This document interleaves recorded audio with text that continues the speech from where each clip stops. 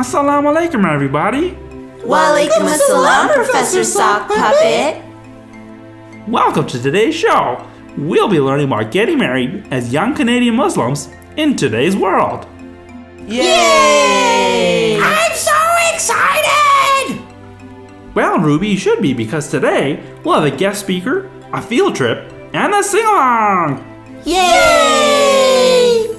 This is gonna be the best class ever. Let's get started and bring out our first guest. I hope he's McDreamy. Ooh! He's a retired general from Puppetstan who was dishonorably discharged. You may know him in our local community as the first and only president to be impeached for election fraud and for transforming the Sisters section into the Sisters Corner. Well, that's neither here nor there, but I'll be running for re-election again. Well, anyways, please welcome Angry Uncle. Yay! The reason why I invited him today is because he has a lot of experience in the topic of marriage. In fact, he was just recently married for the 3rd time. Not sure how your exes feel about that. No. We're all still married. Very happily married. Angry Uncle, can I ask you a question? How did you meet her? I was at an upscale establishment that you all may know, Cocoties, with my second wife celebrating our 1st year anniversary, and wife number 3 happened to be the backup belly dancer there. I asked for her number and bada bing, bada boom. Aww! Damn, homie. Professor Sock Puppet, how would we know when we're in love? Well, Ruby, I'm glad you asked that question. You know that feeling in your heart when you find a great deal at Kmart? That's what love feels like.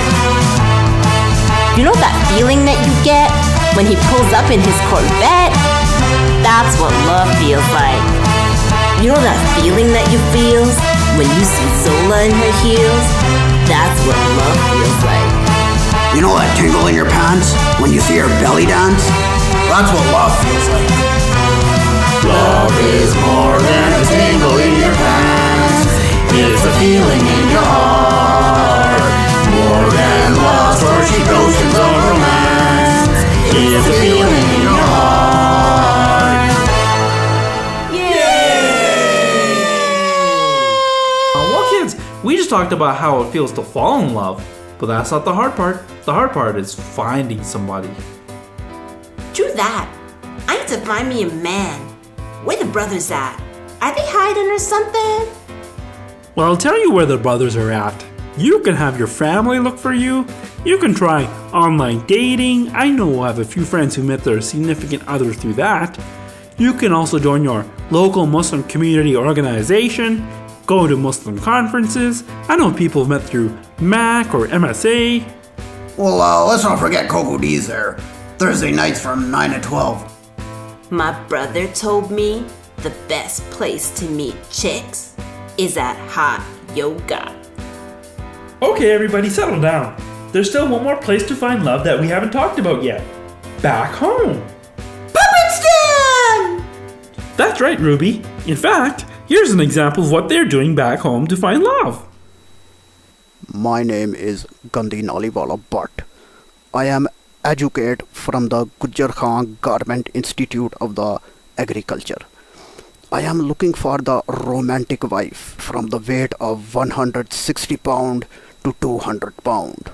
I am looking for somebody who can help me milk my water buffalo. I voted for the Nawaz Sharif, but in my heart, I supported Imran Khan.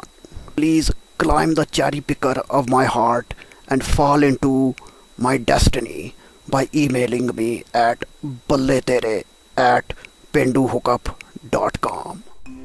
Hell nah. I don't know. I thought that was pretty good. It's times like this I wish I was a woman. Well, what do you guys think we should look for when we're looking for a husband or a wife? He has to make me melt with just one look. He has to respect my mind, my body, and my soul. Someone whose eyes I can get lost in. He has to love kittens and puppies and hamsters and gerbils and... Child, please. It's simple. He's got to be a lawyer, doctor, or engineer. Got to know what he wants. And he best have a 4, 6, or 8-pack. She better be a 10. Someone who's giving, soft-hearted, charitable, someone who can make me feel safe, and someone who can hold me. Yeah, no, I'm just kidding. As long as she's a wild freak in the kitchen. Well, kids, those aren't quite the answers I was expecting. And what we should be looking for in a good Muslim spouse is someone who's righteous, pious, and a good character. It is important that he or she is good to their family and keeps good company. Speaking of what to look for, here is someone who is currently looking for a wife. Everybody out there, please welcome Faraz! Hey, assalamu alaikum everyone, how are you? So just like the professor mentioned here, I'm currently looking for someone who I can spend the rest of my life with. How is the search going so far? It's going awesome. It's going okay. I think it'll get better. It'll be good. Well, when I get married, I want to travel the world with my husband. Do you like traveling? I like traveling, but the thing is that I got a lot of student loans to pay off. Well, what do you drive? 'Cause you gots to have a nice car. I drive a Chevy. Do you even lift, bro? Well, the problem is that I have fibromyalgia, so it's a disease where if I do any physical activity, I can't really... Well, this guy sounds like a real winner. Why don't you just man up? Dude, just pack it in. You're done. Kids, settle down. Cars, money, status, all these things have little to do with finding the right person to share your life with. I know when I met my wife at the biannual Sloth Beaters convention, she was no Miss Piggy, but she made me feel whole. Yeah, you know what? You're right, Professor. I'm still a great guy. I mean, I don't have everything I want right now, but I'm working towards it. I just need to find somebody who can see my potential and imagine my future with me. Thanks, Professor. I'm gonna go home and... No. Let's get something straight here. You came in here a loser, and you're gonna leave a loser.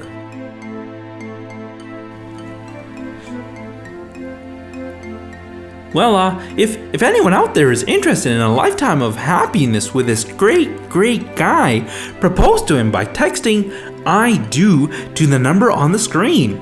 Remember, folks out there, it's a real number.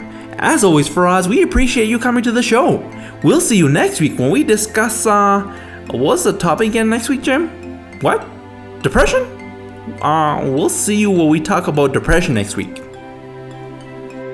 Bye, Faraz. Get out. So, let me get this right. First comes love, then comes marriage, then comes baby in the baby carriage. Wait, where did the baby come from? Essentially, as far as I understand, the process comes down to the frictional interaction between two entities. Wow, that's so cool! Kid, you're onto something. No, it's not about friction. I'll explain everything correctly in the science lab. Yay! Well, kids, the whole process starts when two people are in love, and in turn, they...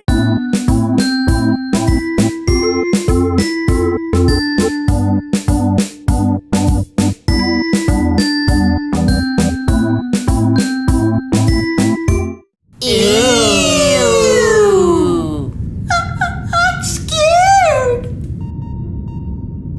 Well, that's not the way I did it.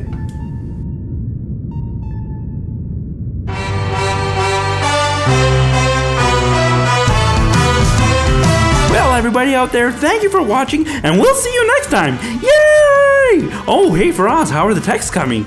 Well, I got 2 I do's, 1 hell no, and 1 meet me at the end of the red carpet. So I hope that pans out. Hey, that's great. Hey, Mosquers audience, keep the texts coming, and we'll see you next time. Yay! I say yay. Yeah! Yay!